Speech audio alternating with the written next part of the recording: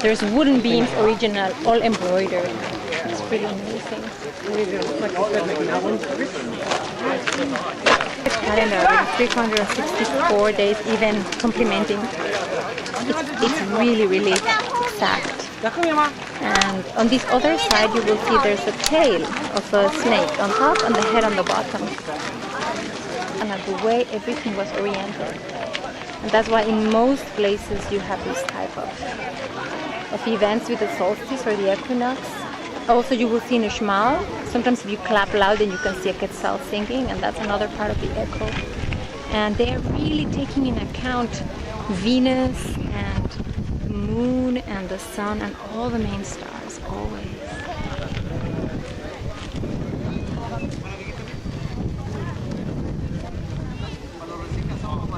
Quetzalcoatl for the Aztecs, and here for the Mayas is Kukulkan. And regardless of the era, it's always the same beautiful being. That it's a snake with the capabilities of flying, which is a master of heavens and earth. And it's really the main god, that and Chacmol. So you can see you have a Quetzalcoatl, heavens and earth, and then you have at the face, just really timidly, but it's a main temple for the rain and the wind. You have these little tails on top. And those tails are also a depiction of the wind. They can move around, they can be free.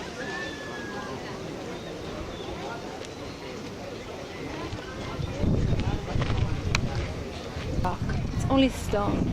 Now think of all the other materials, all the colors and the feathers and the cloth and the wood. I mean, these places were just powerful. They were lavish, with instruments and color. I mean, you can still see some red coloring even now. They were masters of using all sorts of colors. So all of these pyramids were a splash of thousands of colors. Blues and greens and everywhere. Tails. You can see up there's the snakes, and that up top is a rattler snake. You can see it has a little so it goes. And then over here you can see probably that was like a main seat or something. And this is just this place. I mean, I think this is just one of my favorite buildings. I have seen so many of these ball game courts. This is magnificent. It has drawings still preserved all over about stories about what happened here. Warriors fighting, and of course the secret snake with feathers, flying snake, preceding the whole storyline. And they're held like all lavishly decorated with these beautiful feathers from the quetzales. Beautiful jungle.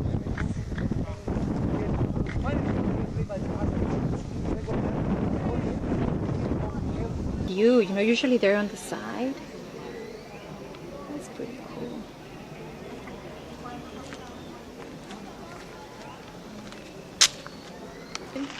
Oh, I'm so glad you like lechugas. Those are like one of my favorite flowers, the bromeliaceas, and they go in so many different shapes. And they just help one another.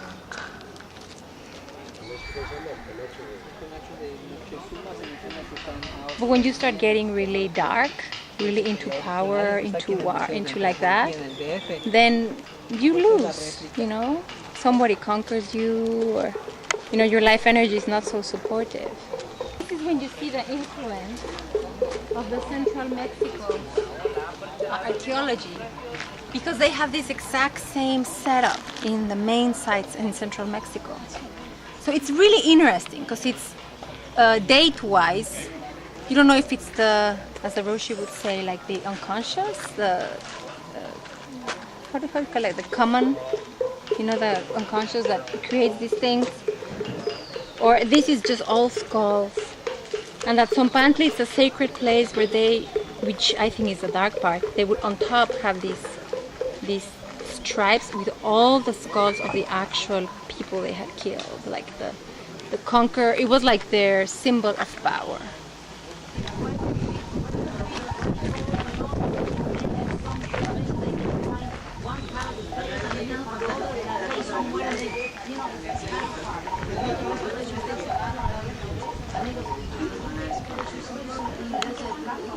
detail of it, that it's preserved, that it's, you know, no roof, it rains on it. People, you know, people climbed on it 10 years ago.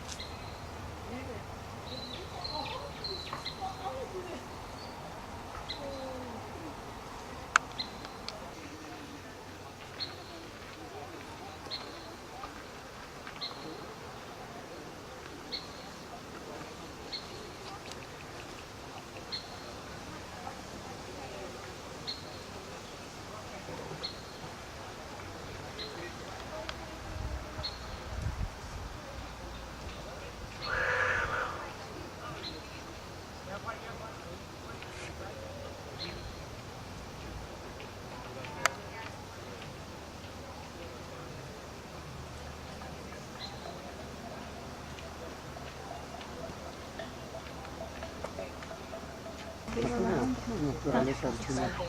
Lo hace la naturaleza.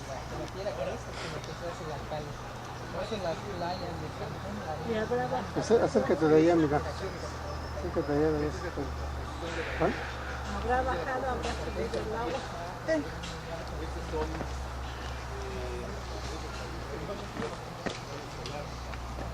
You have to really think about what can you do with sticks and wood and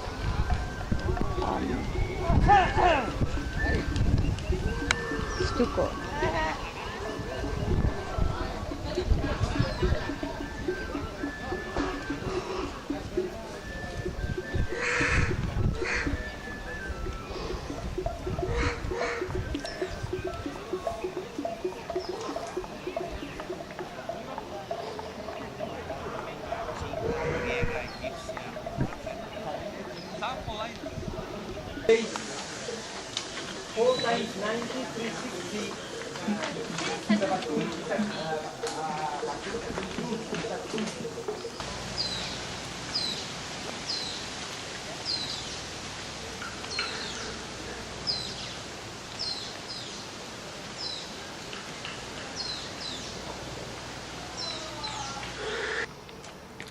Sweetie, this is the first time I lay my eyes on a Mayan market. I'm so happy. I mean, this is, I can't believe it. Look at these walls. These are all original walls.